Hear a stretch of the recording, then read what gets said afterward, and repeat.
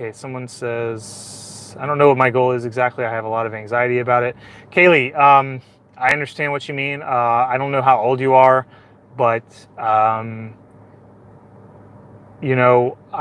understand how that can be upsetting and uneasy. Having anxiety about not having direction in life. I understand. I have been there. Believe me, I have so been there.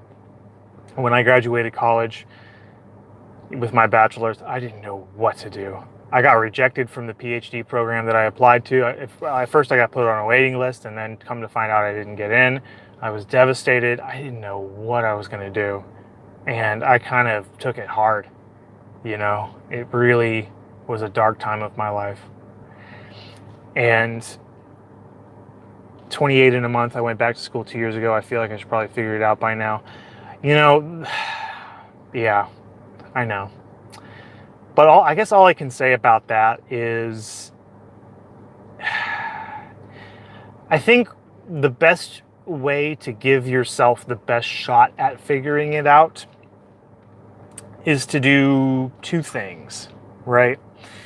So the first thing that you can do is you can start by narrowing your list of career choices down by crossing off the things that are not viable options, right?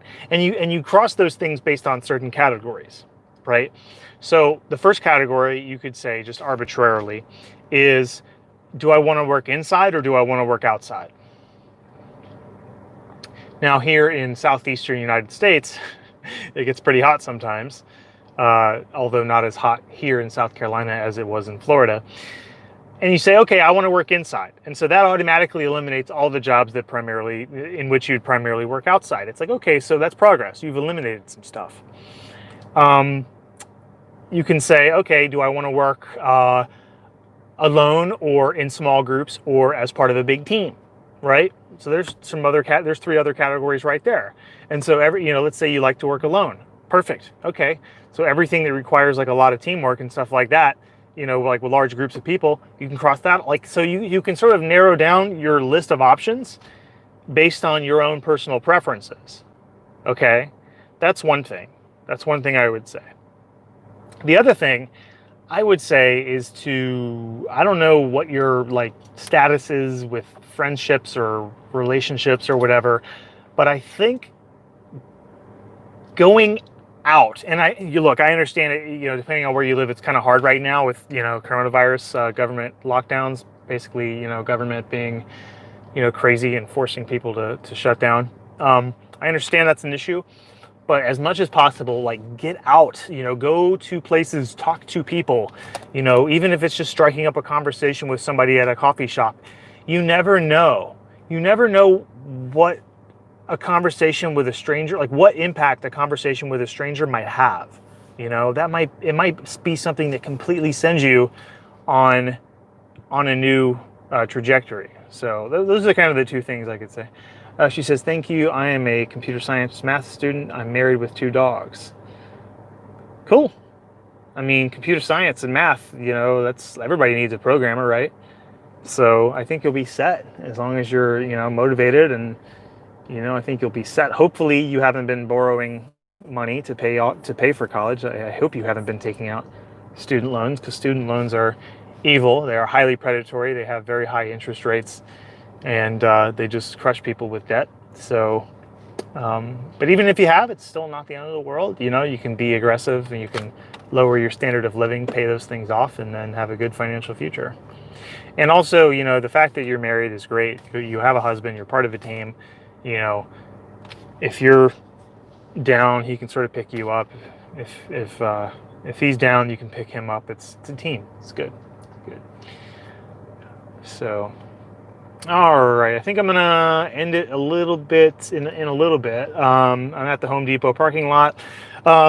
Yeah. So if you guys want to ask me anything, so Achu asks, how about theoretical chemists? Yeah, I don't know what they do, man. I don't know what they do. I think they just do a lot of abstract equations and things like that, a lot of math, just a lot of in sort of a similar thing that theoretical physicists do, where there's only like a small handful of people who can actually understand what they're doing.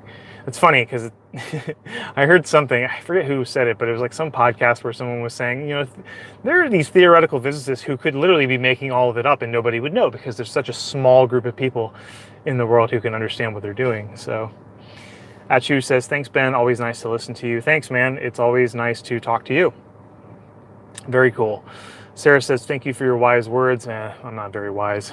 But those are I mean, all I'm trying to say are basically just sort of anecdotes from my life, what's kind of helped me, because I do not have a picture perfect past. I do not have I have everything figured out from the moment I turn 18 and to now and beyond.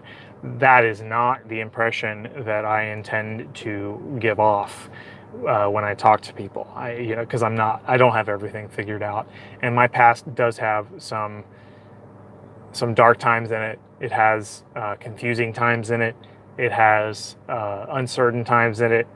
It has, despair, job loss, just negative outlooks on life, all that stuff. So, haha on theoretical chemists, no idea what happens there. Yeah, me too. And I have enough integrity to admit that I don't know what I don't know. So, yeah, I don't know what they do.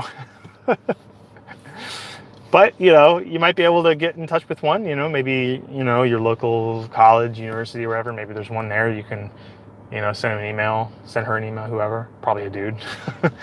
Not a lot of ladies that are, doing theoretical physics. I don't blame them either. I wouldn't want to do it. So, good advice in process of elimination for career choosing. Yeah. I mean, thank you. It doesn't. It's not a cure-all. I mean, it won't help you completely, but it'll at least sort of, get you.